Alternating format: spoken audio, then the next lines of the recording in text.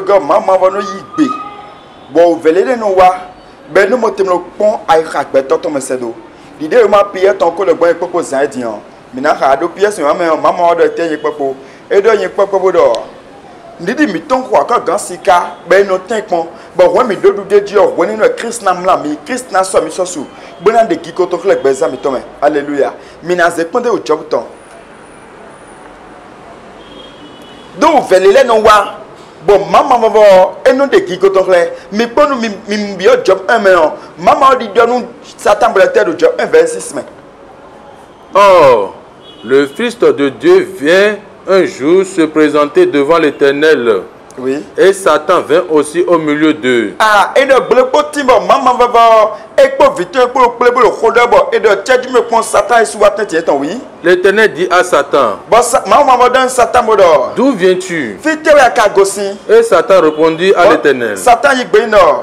de parcourir la terre et de m'y promener. Wene ka de ekmaimlo sadi gba ekmanjiwe oui. L'Éternel dit à Satan, Bon maman va dans Satan modo. as-tu remarqué mon serviteur Job? Ah, aka moi zoa te betino te jobwa oui. Il n'y a personne comme lui sur la terre. Ah, do bete ye donc debousso do ekmalen quand on dit ah oui. C'est un homme intègre et droit, Ah, do beto pipe beto jojo de we jobu imbolo nu konche. craignant Dieu Ah, bon do sisi mi de sutam. et se détournant du mal. Bon, et non be wanu nwe nu nyanya la depuis. Et Satan répondit à l'Éternel, Bon, Satan wa don ma bodo. est-ce d'une manière désintéressée que Job craint Dieu? Ah, mi pome. Satan wa di do nu job ma wedo. Et le job non do sisi nwe. Job no siwe. Blo di res nwe. Bono fom no sisi ezan. Ko keze ko ya ka vedo. Alléluia. E ba sun domino. Nyanya no wa jenwe. Bon, woni nyanya kana wa. Ma no motem no pon gbeto sien ka mesedo. Bon, bon dit tu as mais d'autres dit mon compte de pièces ou ma bon mais mon compte ma no zeki gona mais mon compte ma no oublié mon zesusuna et donc Satan dans ma do ya ouais job le système avec toi oui Ne l'as-tu pas protégé, lui, sa maison et tout ce qu'il est à lui? et même voilà zé avoir d'abouter botin au point de temps donc ton vite on passe ton peu puis dire merci tant on l'a dit bon nous débuter dit et ya no do ouvert debout au point de temps et même oui oui. Tu as béni l'œuvre de ses mains. Bon, awadagbe job nous debout de job causer à ton blona nous job to bi ka fo nous kon oui. Et ces troupeaux couvrent le pays. Bon, donc content bi ka God to me bi et nous son job le système le pipa boton se mo oui. Mais étends ta main. A mo ina jowe bo yigbe oui. Touche à tout. Yigbe bo kentam puis bledi. Ce qui lui appartient. Nous job to la bi puis. Et je suis sûr qu'il te maudit en face. Nous ouais maman wa yigbe job sinle bi puis blé nous comptons mais ouais ça que job na gbere tien donc que to kon so système oui. L'Éternel dit à Satan. Bon, hey maman donne Satan modo. Voici. Et dit tout ce qui lui appartient, je te le livre. Nous ne job to la bi puis donc ton kaka éviter bi puis dire un job to no de gbi. Seulement. Amen. Ne porte pas la main sur lui. Manda lo gbi boto o makada la gbazaton. Alléluia. Bwene maman do mon job wo et bwene maman do mon Satan. Mi na bwene Satan le ko ale yo. E renwe job to bi puis ble. Mais na gbe Satan. Satan ko bali ma ke job sin ble ba glo. De tetu ma o yi gbe na wesan. E kala ma wo no yi gbe nyanya no abo inu igbe dagbe no wa. Ma o yi gbe ala so mo tetu. E Satan blo bi glo. Amo bwene ma wa yi gbe yo. E le Satan ale yo. E ren ble e blete. E le ren job sin dokuna bi ble. Vide job wa gbebo job yo e hu vile bi ki kaka so ido. Alléluia. De ren bi ble dernier verset du chapitre 1er, dernier verset. De ren bi ble et de pipa modo avant d'un verset ouais d'un verset. De ren bi ble e wa do tebotino. Job na do ko so ido ma mo na gbe ma o ton oui. Alors Job se leva. Ah, when the job is ble déchira son manteau. E mo do job na gbe ma o dimbo job wa trite bodo oui. Déchirant son manteau, il se rasa la tête, puis se jetant par terre, il se prosterna et dit, je suis sorti une nuit du sein de ma mère.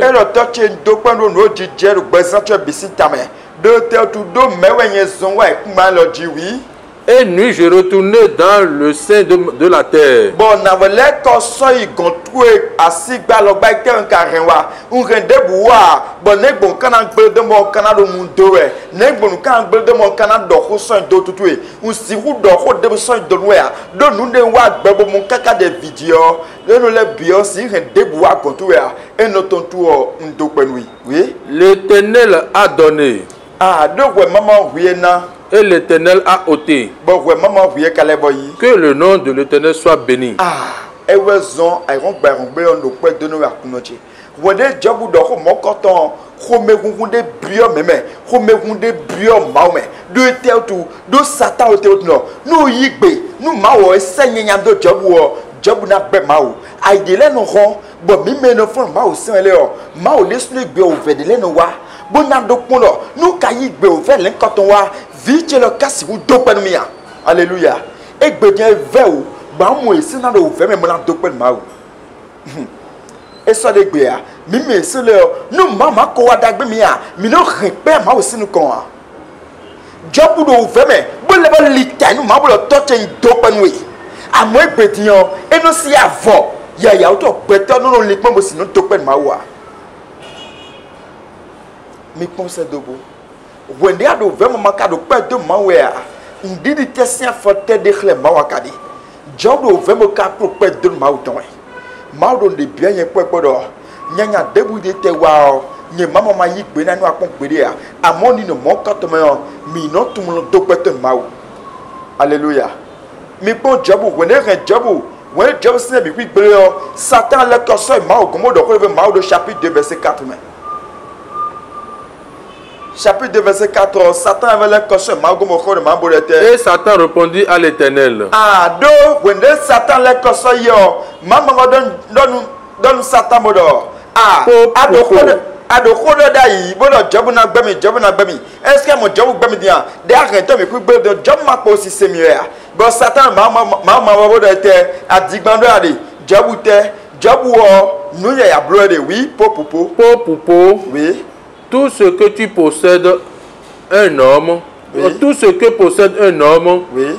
Il le donne pour sa vie. Ah, Job, ma Satan de ma bodo, beto de ti, beti ye rena zed do konton bi kwijo, bolo tetu, bona siku no pe, boya Job wo, de do gardien zomo bleu, amo, ene ma ko gaina we na ko gbewi.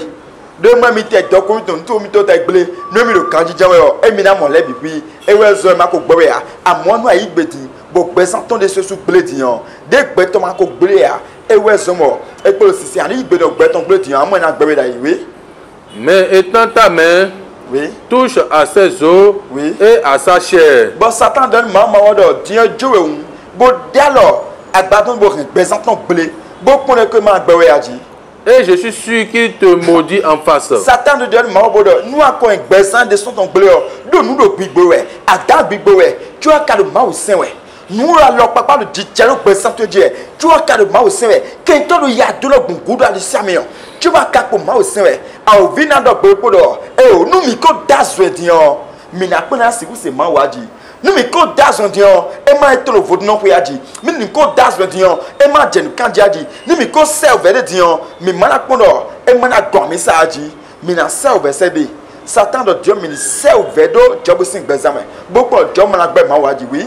L'Éternel dit à Satan, bon, Satan voici, je te le livre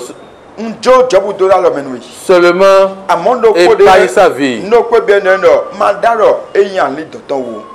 Et Satan se retira devant la face de l'Éternel.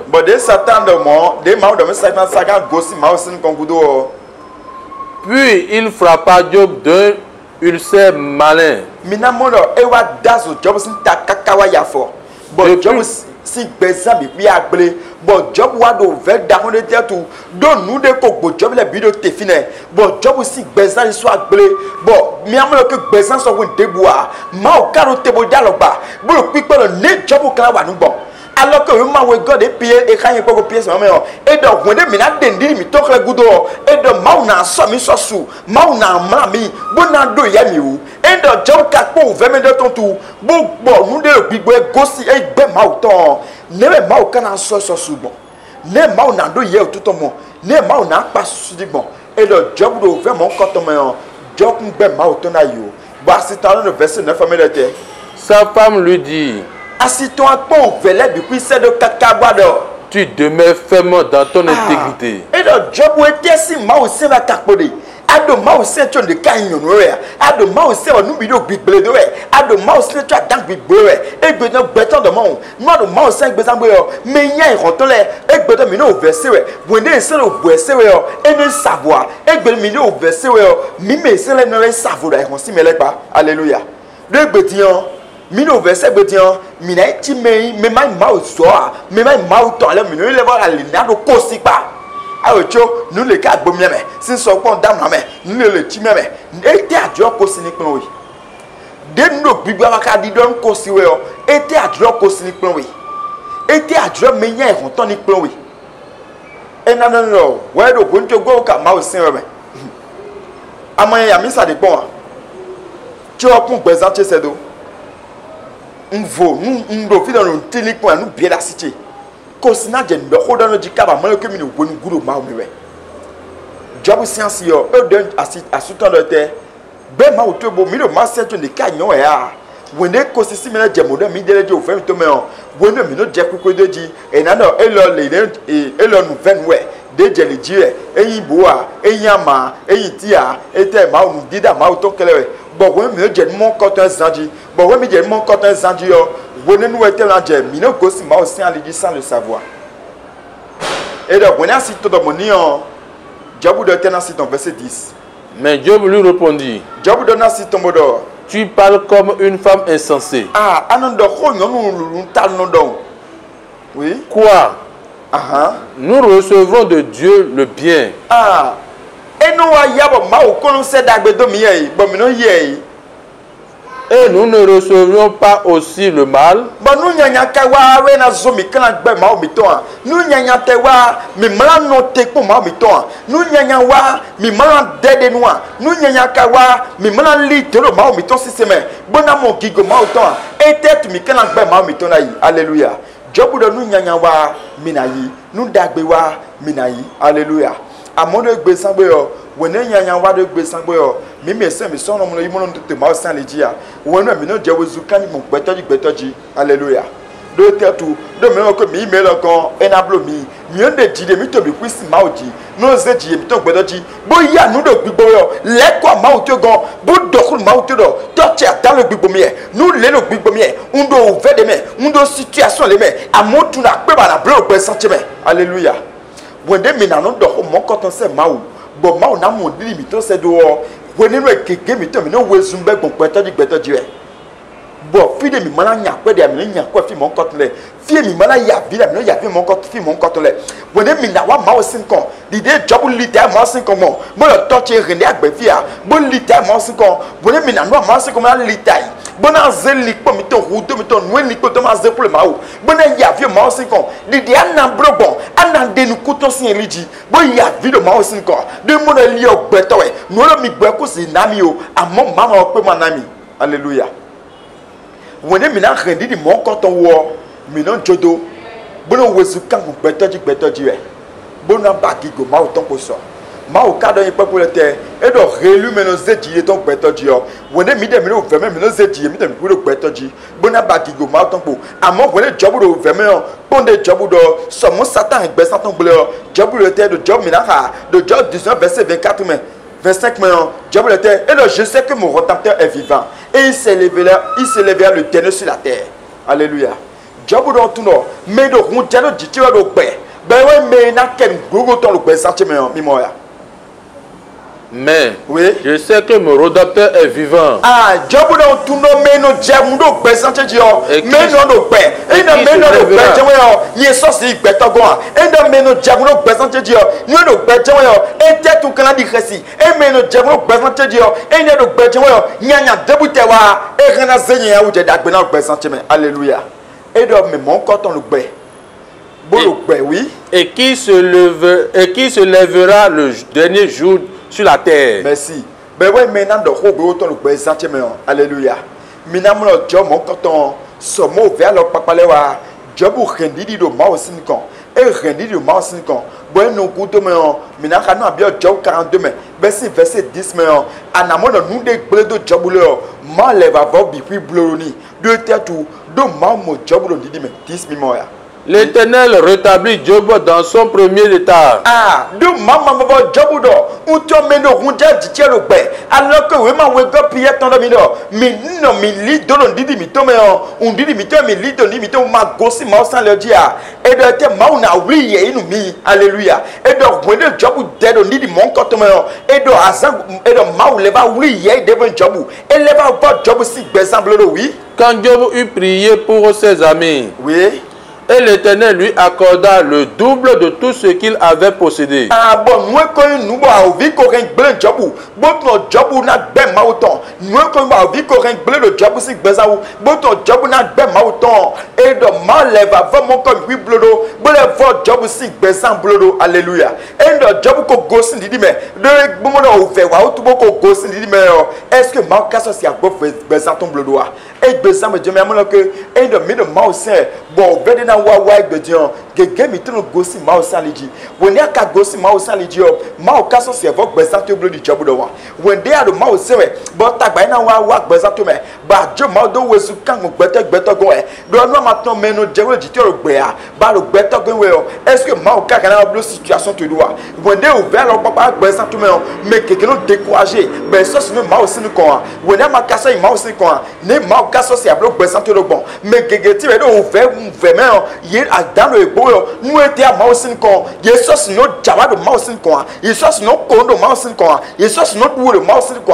de tête do ouvert mais de tout ben no boti mal aussi ko tadi et ti di mal we do tafo do when ya ka no mon ko to me ne mal casse wa dagbe no bon ne mal casse do ye tout bon ndo de me dans le thème boyo mi a mal aussi ko mi no no atite ko pinu ewen ko tami ton we go alléluia e khado mama bo na temi pon bon didi mi ton le me bo na pon bo me li do didi ton me eno gbe nyanya no wa be no pon didi mi ton se do e do Jésus Christ na ton 50